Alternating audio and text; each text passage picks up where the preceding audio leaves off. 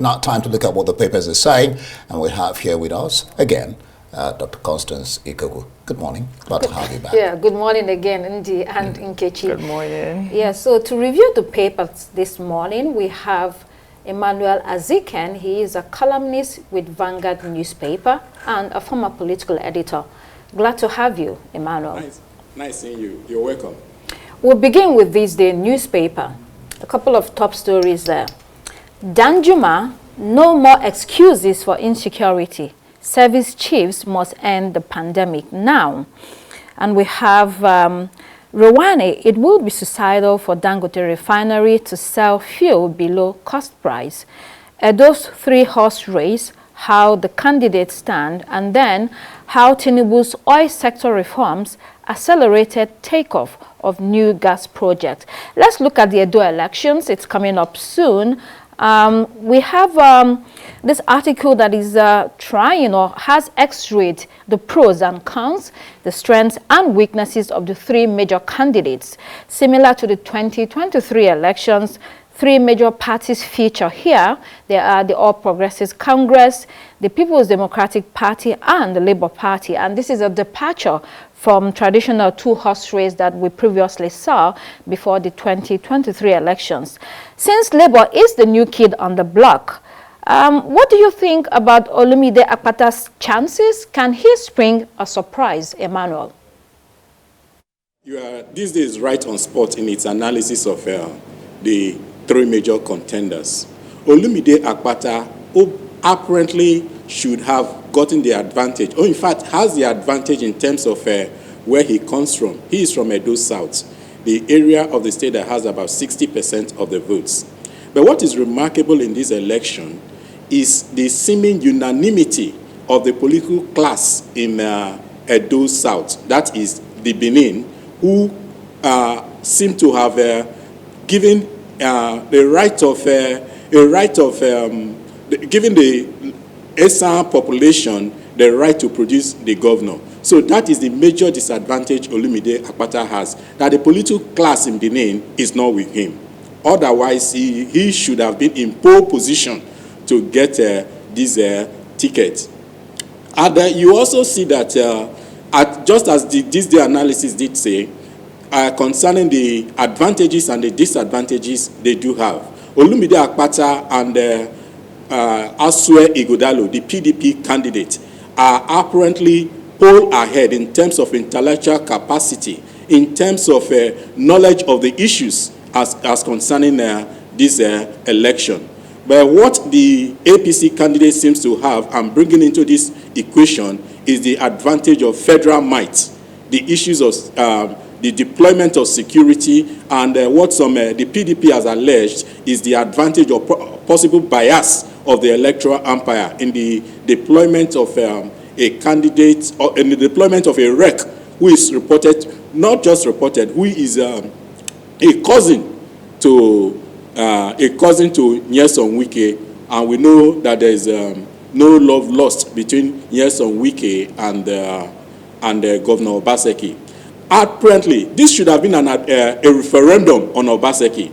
Obaseki is somebody who is whose actions have been somehow to the disadvantage of the political class, who are about now saying it's time to pay him back for not rewarding them and not carrying them along in governance. And but if you go to Benin, that doesn't seem to resonate with the people on the streets. And his choice of Asue Ighodalo, a corporate player, a man who has the advantage of mobilizing the capital market, has the advantage of having the finance community at his beck and call, ordinarily should have been to the advantage of Obaseki, but to the advantage of Ighodalo. But the issue you now have is the contention coming from Olumide Akpata, as you said. Olumide Akpata's presence in this race is a serious disadvantage to Asue Ighodalo. The APC candidate is coming in with raw brawn. He's coming in with the support of the federal establishment. But if that is going to resonate with the populace, is another issue that is yet to be determined.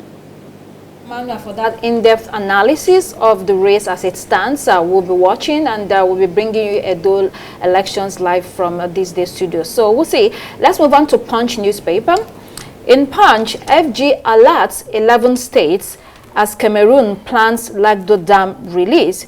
The release of water was expected to start yesterday for 7 days based on the inflow from the upstream Garoua River. The release will be gradual to avoid surpassing the capacity of the Benue River system, which could trigger substantial flooding in Nigeria. I mean, there are 11 states to be affected. So these include Adamawa, Taraba, Benue, Nasarawa, Kogi, Edo, Delta, Anambra, Bayelsa, Cross River, and Rivers. I mean, it seems to be a season of flooding, not only in Nigeria, across Africa. If you watched the news yesterday, in Central and East Europe, there was massive flooding across various countries. But as it relates to dams and the release of water, there should be plans to evacuate people. Now, you know, they're announcing ahead of time, but what are the plans to evacuate people and to give them temporary shelters and what they need ahead of time, Emmanuel? To thank and appreciate the federal authorities, the hydrological service for this warning coming in. But it's interesting that this warning came in yesterday, and it was that yesterday, that September 17, that the Lagdo Dam started releasing its water. So I'm imagining, and the news is just getting to the populace today. So imagine. Well, you see, I think it was untimely, the response of the Nigerian authorities. It was untimely. And besides that, is the issue that we keep on asking, why must the release of water from Lagdo Dam affect Nigeria? It is because Nigeria has not been able to do its own, bring its own approach. It has not been able to respond by building its own dam across the Benue River. And that is the issue. I think the authorities should take that up. We don't have to be waiting. We don't have to be in a frenzy anytime Lagdo Dam is being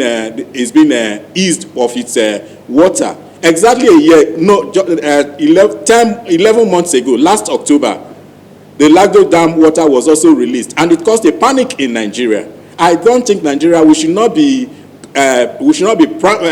panting anytime Cameroon is. In fact, maybe anytime they want to threaten us. So I think the authorities in Nigeria should do what is responsible. Find out who ate the money for the dam that was supposed to have been constructed in Nigeria. What happened to it? There should be an interrogation of that issue. Thank you. Threats. I think when they need to release the water, you know, countries around have to be informed. But Ndi, let me bring you in here. I was watching the typhoon in some countries in Asia, and ahead of time, people were moved to temporary shelters and provided with basic needs. Okay, so again, it speaks to preparedness ahead of time. Yeah, interesting. Like Emmanuel said, one thing they've done right, inform, even though, like he said, it seems to come a little bit late in the day. Yeah, you've done that. It said that the knowledge that there is a problem is halfway solved, but then is the actions you take after you've discovered the problem. What do you then do? What's the planning? You just talked about how people have a place, they're transported to a particular place where they're housed. And I've always asked the question, when you say people move to where?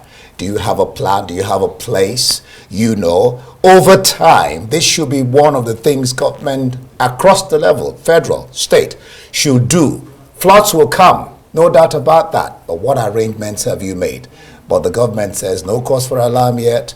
The Benue River is at a level that there is no reason to fear, and that this is going to be released gradually. But like Emmanuel said, why are we not being proactive? Why must we be at the mercy of Lagdo Dam every time it releases water?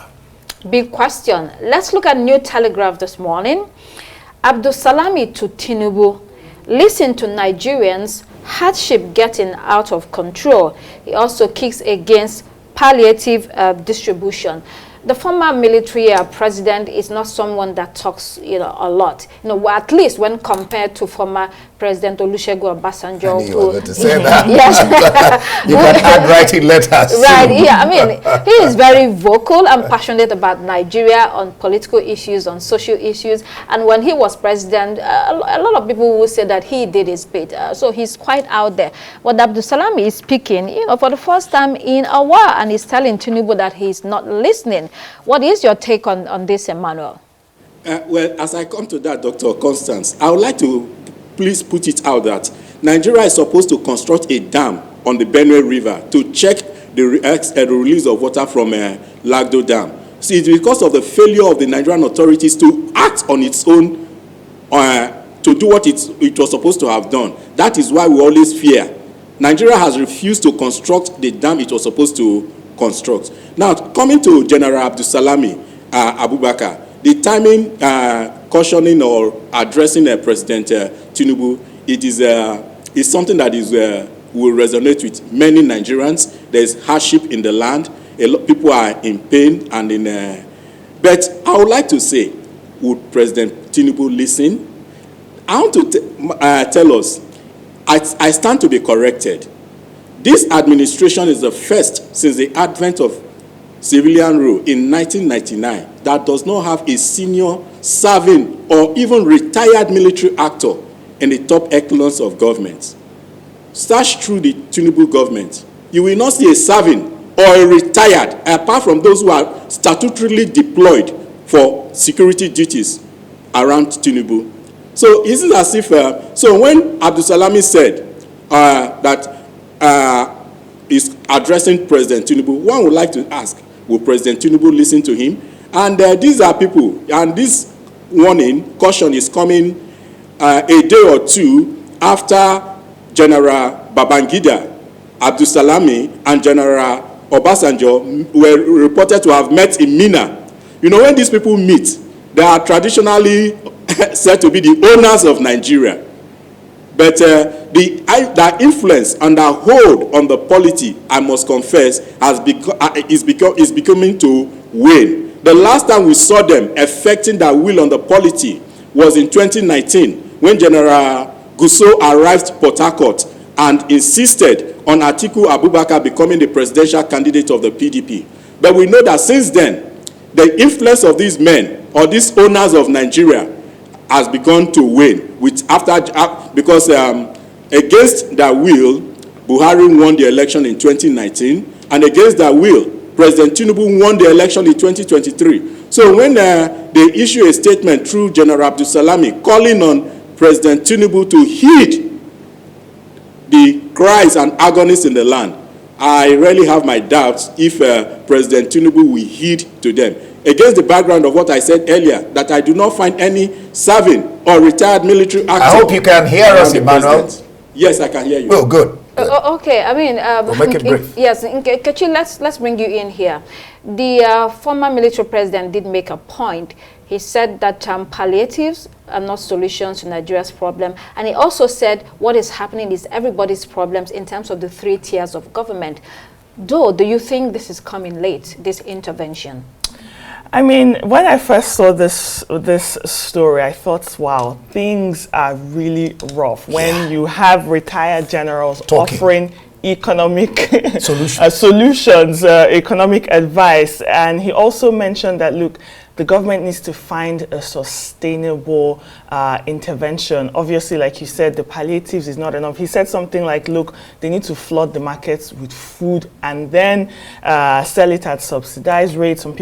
Some experts have also spoken about that. He just says, look, we need more direct intervention than what's going on, what he calls as ineffective palliatives. But I don't think it's more about timing. There are so many other people, elder statesmen, even some high APC chairmen that have been speaking, because this really affects everyone from the top to the bottom. And so when people are fed up, they just have to speak up. Right. He also said, just briefly, he also said there's a forum that they want to speak to the president. And he said whether the president will now accept what the forum has put together for him is another I question. guess the ball is in the court of the president. You know, he has the last say. Let's look at the Guardian newspaper. World Patient Safety Day. Nigeria battles spike in medical errors, negligence in hospitals. There's a particular heart-wrenching story here about someone who had 8 chemo sessions, 25 rounds of radiotherapy, and single mastectomy. Sorry about that. Yes, it turns out to be that the cancer diagnosis was an error. The hospital should be sued heavily, shouldn't it, Emmanuel? It's remarkable that the team for the World Patient Safety Day, which was yesterday, is get it right first. And just as the Guardian is quite on point in the sense that there's a lot of misdiagnosis that is happening in Nigeria. People have been wrongly diagnosed on the issues and the conditions, leading to many deaths, unfortunate deaths. And the issue is that the medical law does not has not really advanced to the extent of putting doctors and those who do this wrong diagnosis in under caution. So I think it's appropriate, and there needs to be more enlightenment amongst the medical community and in the issue of a proper diagnosis. That were mentioned here, you know, overstretched facilities, shortage of workforce, failure to implement standard protocols across board, little regulation. I mean, this can be solved when, you know, with a little bit more attention, then you can solve those problems. Indeed. I mean, if you look at this Guardian, that cartoon capture says, but I told you to give him 2 micrograms of insulin, not milligrams. You better start thinking of a family-friendly way of explaining his death. And you had this case of this guy who was went to the hospital for, I think, prostrate. You know, it was supposed to take just a few minutes. He had to go back 8 times. And the theme is right diagnosis, get it right, get it correct. Apt. The complaint is that wrong surgery practices or wrong surgery procedures, you have wrong injection practices, and then you have the hospitals complaining about shortage of staff, downtrodden facilities. But on the whole, the focus is that the hospitals should be more careful at treating patients, take their time so people will not suffer unnecessarily for the carelessness of hospitals and their staff. Nobody wants to be in that situation. No. Let's look at the international headlines. Citizen newspaper from South Africa. Where's the rest of the class of 2024? According to this article, dropouts, nearly 500,000 pupils who started GRI with class of 2024 are not writing their final exams as we speak. The shortfall of 39% can be attributed to dropouts. Some of them are transferring to technical schools, vocational schools, you know, other kinds of institutions, and some are just repeating their grades. But school dropouts are a constant surge in South Africa, according to statistics here. 6 in 10 South Africans complete grade 12. I mean, it's one of the benefits of completing school is that it increases employment opportunities, skills development, and it also increases one's sense of self-worth. But as we can see from this story, if they are dropping out from school, then that's a problem. Emmanuel. Well, I look at that story in the sense that they are dropping out from conventional schools, secondary schools, and going into other forms of education, vocational and otherwise.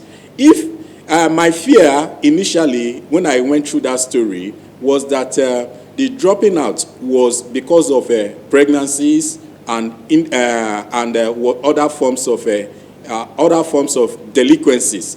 But it doesn't seem to be so, especially in a place like in Nigeria.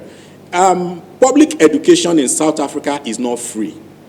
It's not free. It's about from my what I did find out, about a third the private education in South Africa is about a third of what it takes, or public education is about a third of what it takes in private education. So cost may be a factor in this respect, but whatever, it is warming for me that this dropout is not because of delinquencies. It is not because they are dropping out but more because they are dropping out into other forms of education, vocational and otherwise. Right. It's 39%.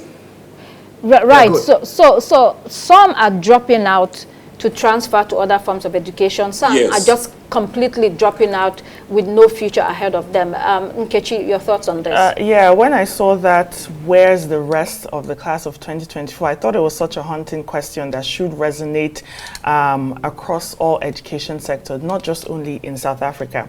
Now, with the students transferring to technical or vocational schools, for many, it's not by choice. Yeah, many. It's because of maybe Cost. systematic failure, cost, or what have you.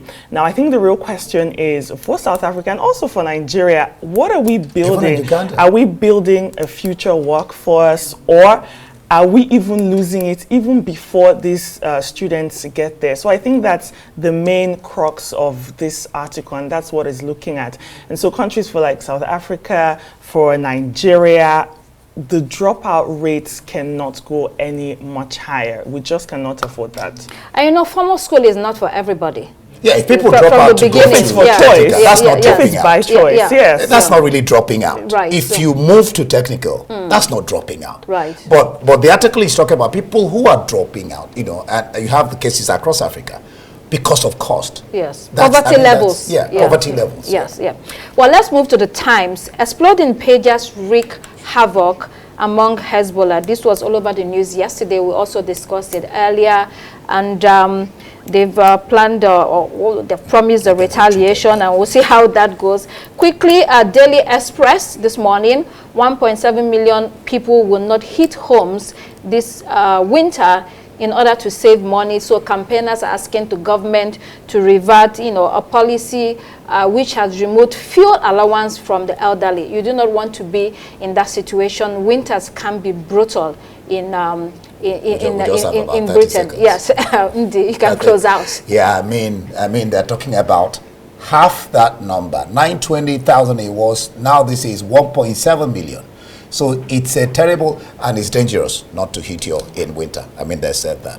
Well, that's all that we can take today. We do hope that, I don't know how the UK government is going to do this, but they're going to revert, you know, but people are going to suffer for this particular policy. Thank you so much, Dr. Constance Ikuku, and of course, Emmanuel Azikin over there in our offset studio. It's been Daybreak. Next on our bill is the morning show, and every day indeed does matter here on the Rise News. Thanking you for watching. I am Ndi Amugo. Goodbye. Goodbye, I'm Kichi Nandi.